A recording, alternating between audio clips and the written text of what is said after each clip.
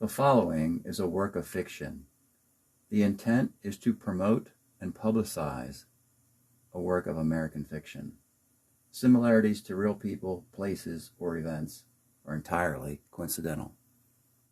Hello, viewers, and welcome back to another Paul Flum Reads from his novel, HENRI EDSON XIMENEZ.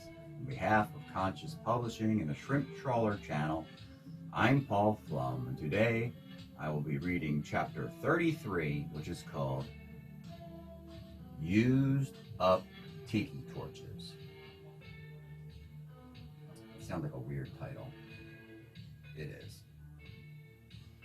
We are in the 2003 year, as indicated by the previous chapter. We started in 1997 in the last chapter. We were in New Orleans, finishing our trip in 1997.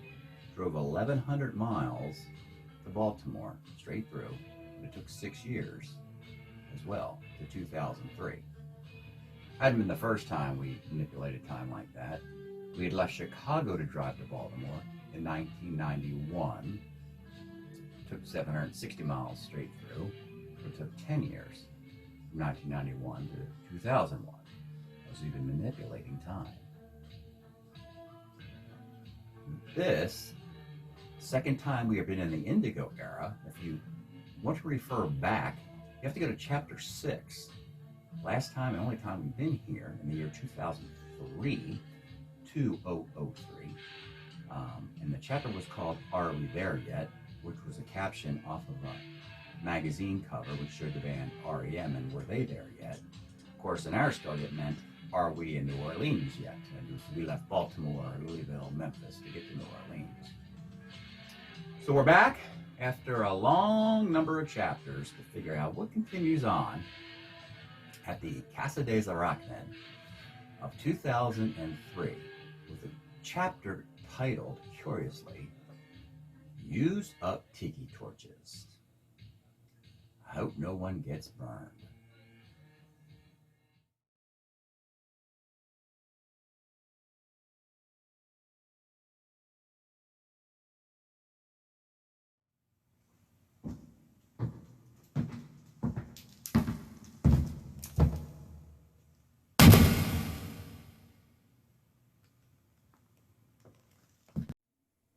And now, Chapter 33, Used Up Tiki Torches.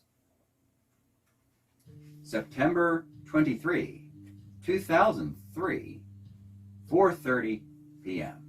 Well, these driving transitions are not going well. Here we are back in Baltimore, but 6 years later and 15 miles north of the city. So go ahead, you can park the truck.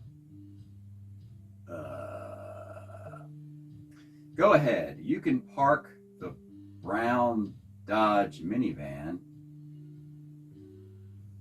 Here we are, back again in the suburbs, at Casa des Arachnides. Your old roommate, Jan, is long gone. Jack put the house up for sale. The spiders take up residence back inside. The minivan is packed full of moving boxes, which just happen to be your worldly possessions. This van belongs to your friend Keeve. Professor Naysayer. Thanks, Keeve. He lent it to you for the move.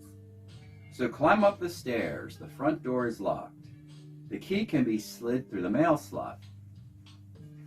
Look longingly through the front bay window one last time. A baby grand piano that was never played. A fireplace that was once the key selling point, never fired. You didn't live there long enough for it to get cold enough to use. The house is still vacant. Turn around, glance down at the friendly street, ending in a tranquil cul-de-sac. Listen to the gentle stream trickling that runs behind the house. A few crickets chirping. Walk into the backyard and patio to find a barbecue grill laying on its side. No more kebabs. Burned out citronella candle buckets. now full of maple leaves and rainwater. Used up tiki torches. Won't be burning those anymore. It's a new scene. You're living back downtown now. No more roommates. Alone in a one-bedroom. More action, more people in the mix on the street, or so it seems. Back downtown. More crime, pollution, rats in the alleys. It's not a long drive either. 10 minutes, 20 minutes. That's all it takes. See, told you, there we are. It is the Mount Vernon apartment building. Oh, wait a minute. Of course, the Mount Vernon apartment building. We're there in 2004, but it looks like he got there in 2003, we just found out.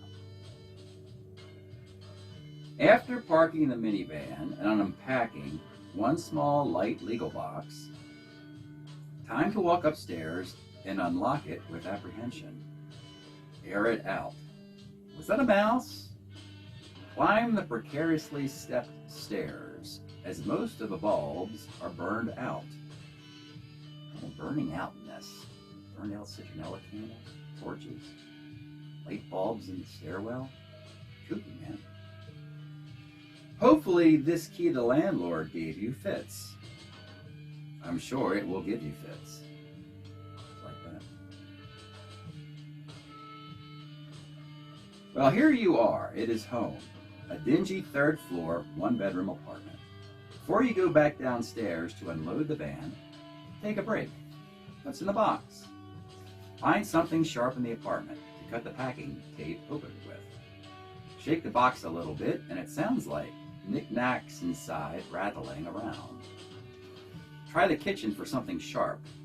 A rather dull looking steak knife next to some dead cockroaches.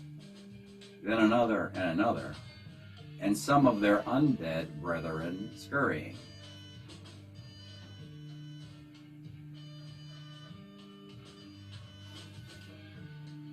The knife was just laying in a rotted old kitchen drawer. Slicing through the lid and packaging foam, a bunch of familiar, well-traveled goodies inside. Here is a small snow globe. No Santa. Instead of snow, it contains gold sparkles. Snow globe. There is an outstretched hand and a plaque under the hand that says, "Love, Fortune, Luck." Keep digging. Grab the candle. After examining more closely, it isn't a Virgin Mary candle. Well, that's the thing that's been rattling around the fireplace mantle every time we run in the front door, try to use the restroom. It is St. Jude Tadeo. There is a prayer on the back. Prayer to St. Jude.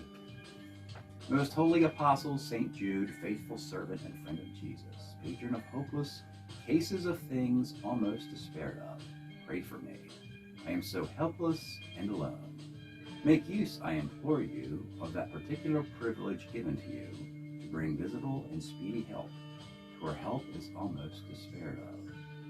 I promise to be ever mindful of this great favor, to always honor you as my special and most powerful patron. Amen. I could see keeping that around. There is plenty more in the box. A single dried rose, and it looks very old. The petals are extremely brittle and brown, yet strong enough since most of the rose is still intact. Don't you remember?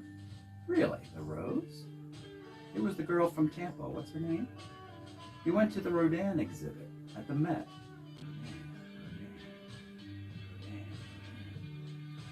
Picasso's Blue Period. Georgia's Cattle Skulls. Paul Klee. That's when you gave her that rose. Later, she forgot to pack it on the way to the airport. Dig deeper into the box. There are crocheted doilies, not made by a machine, but handmade. A large purple one made of thick yarn. Several others are black and made from thin thread. I have to ask, I'm a bit curious. Conquests? Trophies? Keep going, you haven't fished out all the prizes yet. There are several tubes of incense. Smells like an open box of frankincense. Small decanters of jasmine and sandalwood. Nice, but come on, something big and heavy at the bottom of the box. Weighing the box down. Here we go.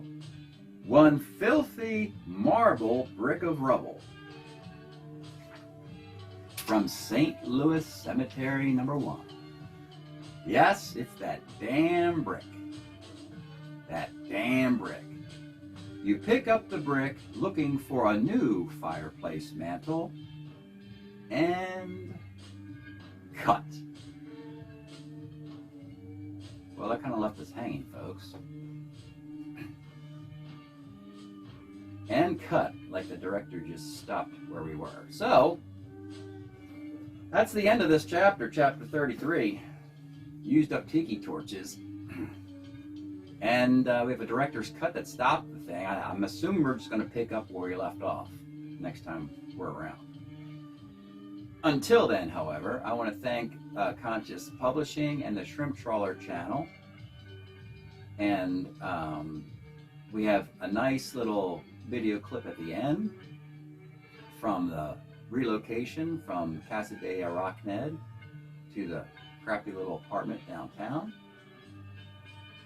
So check that out. Oh, one last thing. To Professor Naysayer, if you're watching and out there, where's my jetpack?